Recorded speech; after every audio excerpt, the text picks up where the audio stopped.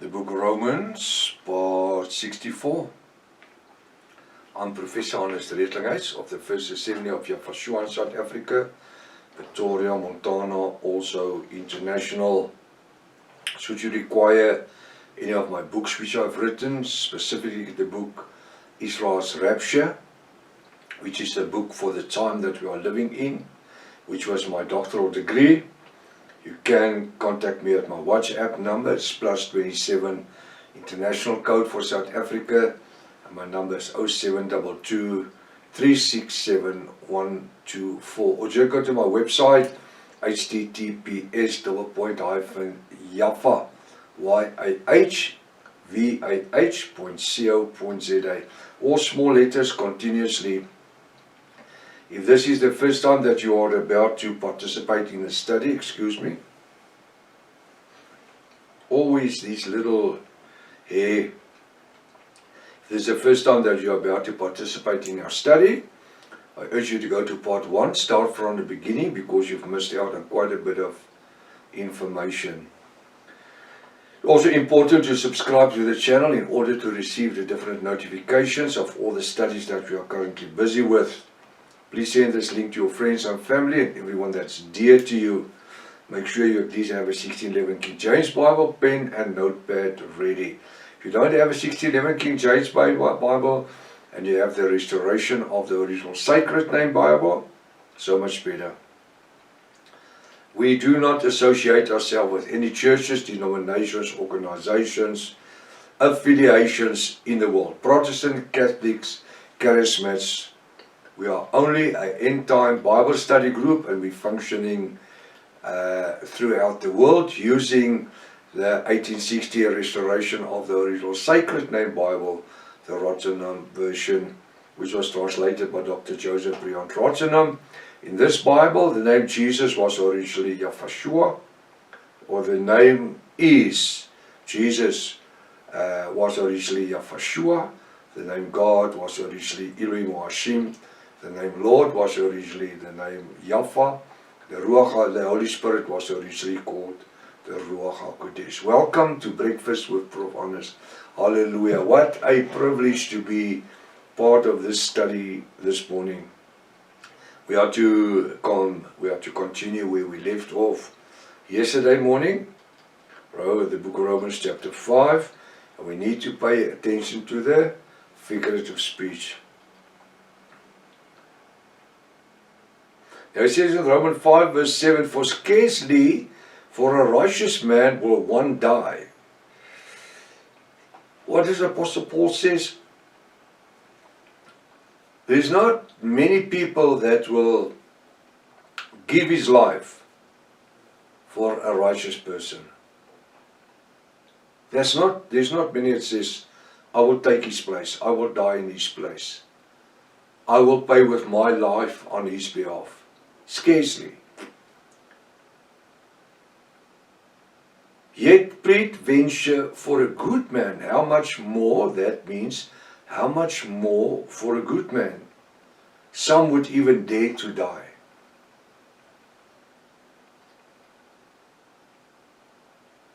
It's hard to believe that anybody will even die for a righteous person, giving his life. Evermore for one that lived in sin.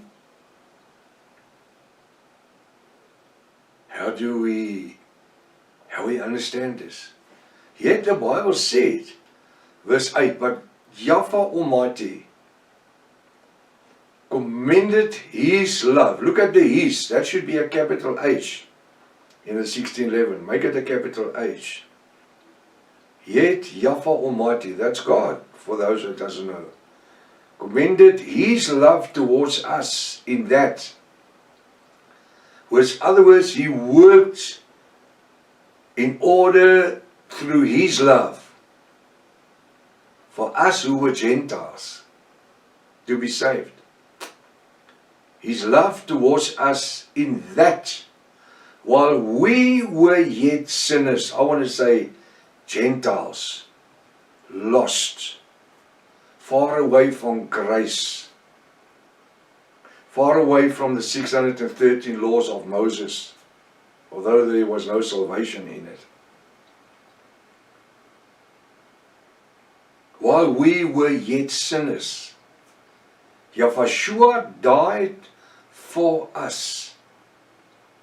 Now we read history of more than 2,000 years ago, but like I've said a million times already, it is as fresh as if it happened yesterday. It is so real as if we were there yesterday when he died. We were not there, but that's how fresh and strong the word is. The anointing of the Ruach HaKodesh in the word, the revelation word, the Logos word. It's there. The word, Logos word is there. All it needs the baking powder, the anointing of the Ruach HaKodesh to trigger, to activate the power that is in the redemption blood of Yahshua. Hallelujah. How privileged are we? How privileged are we to be able to understand and live in this revelation word? It's there. It's there for everybody, anybody and everybody that says, I want to have it. I'm tired of church and church going and church hopping and church traveling and with all the lies. Where most of the churches today in the world is a social club. It's a social club. People is returning to what the scripture says. And Yahshua told his apostles and disciples to go from house to house and break bread. Not meaning giving them a brown bread or a bread to go and share with others. The bread of life. He didn't once say to his disciples and his apostles to go and build a church or a temple or a synagogue or a cathedral or rugby field. He didn't say it. Go from house to house. What are we doing here every morning? 5 days a week, Monday to Fridays. We are breaking bread. And then there's other bread that I break in the studies as well. There's 7-8 studies a week that in English that's available. Look at this. How even more he justifies us in, now he says here, but Yahweh commended his love towards us. That commended means he offered. He gave his love. But you see, the thing is, the fact that I wrote his with a small letter H, immediately when people read Bible, especially young people, they are confused. But if there were capital letters, where I have given you 1,000 capital letters already since we have started these studies, you will understand his love towards us in that. While we, today in 2026, we were sinners. Yet Yahshua died for us. The righteous died for the unrighteous. He didn't need to die. But that was his mandate. To seek and to find those that were lost and in sin. That was his object. Leaving heaven, coming to earth. That was his mandate that the Father gave him. Go and find those that are lost in sin. And give them offer them eternal life. I'm so glad that when the time came that we could open our ears and our eyes and our minds in order to invite Yahweh into our lives through the working of the Ruach HaKodesh. He said we were sinners, we lived in sin when he died 2,000 years ago. Where were we? We can just ask.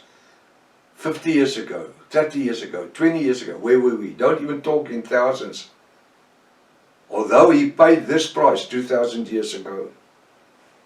Romans 5 verse 9. Much more then, he says, I just want to read so we can have the flow of it. But Yahweh commended his love towards us, in that while we were yet sinners, Yahweh died for us. Much more then, listen to this, being now justified by his blood. Look at the his, small letter, blood, small letter. Make that a capital letter, his, and a capital letter, blood. His blood, if you can write it in the redemption blood. His redemption blood.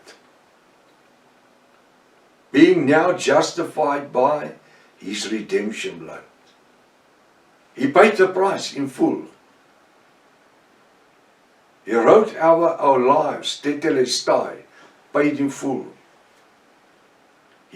He didn't just make a down payment and paying it off monthly, like in installments.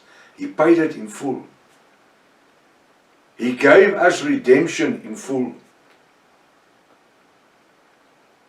He says if we would confess our sins to him, he's just and merciful, and he will forgive us our sins. Hallelujah. What a privilege to know a Savior like that. Excuse me. It's a little bit of a breeze in the studio, but we can't do nothing to it. It's winter in South Africa. But it's going. Winter's coming, winter's going. And then you guys in the northern hemisphere, then it's your turn to have winter again, eh? Enjoy summer, enjoy summer, enjoy summer. Much more than being now justified by his blood, Yahweh's blood, his redemption blood. We shall be saved from wrath through him. That him, capital H. We shall be saved from that wrath means judgment. That's why we as the bride of Yahweh, we will never, according to the Bible, appear before a judgment throne. Oh, the scripture says every knee shall bow and every tongue shall confess that Jesus Christ is the Lord. And yeah, that's for the sinners.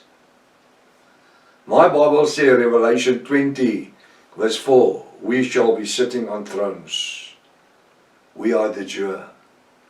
Apostle John said, and I saw thrones and they sat upon the thrones. Who are they? The bride. That were Parosha, the end of Revelation 3:22.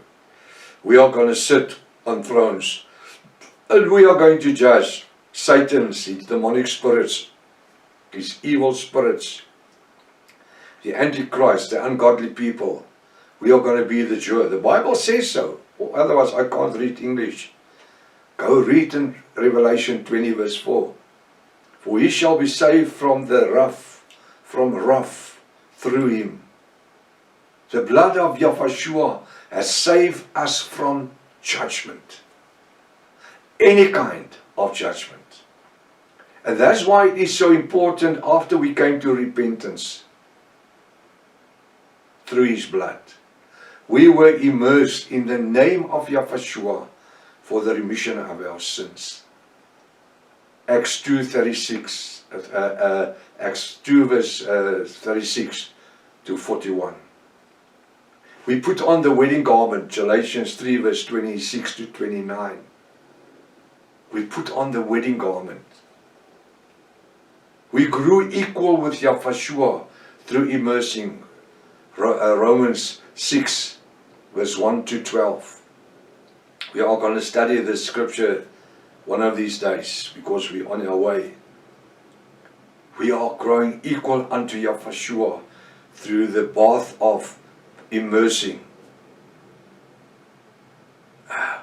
We became part of the bride of Yahweh according to John 3, verse 1 to 12.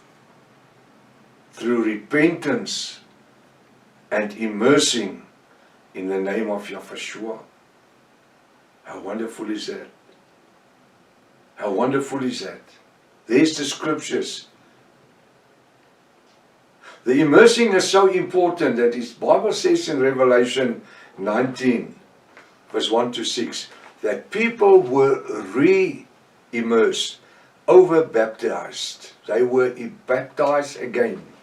Those that John the Immerser baptized, they were re-immersed in the name of Yahshua to the forgiveness of their sin. Now, I'm just going to talk a bit on this more tomorrow morning. Romans 5 verse 9. Till tomorrow morning, if His Father's will, Maranatha. Yahshua's coming back again. Hallelujah.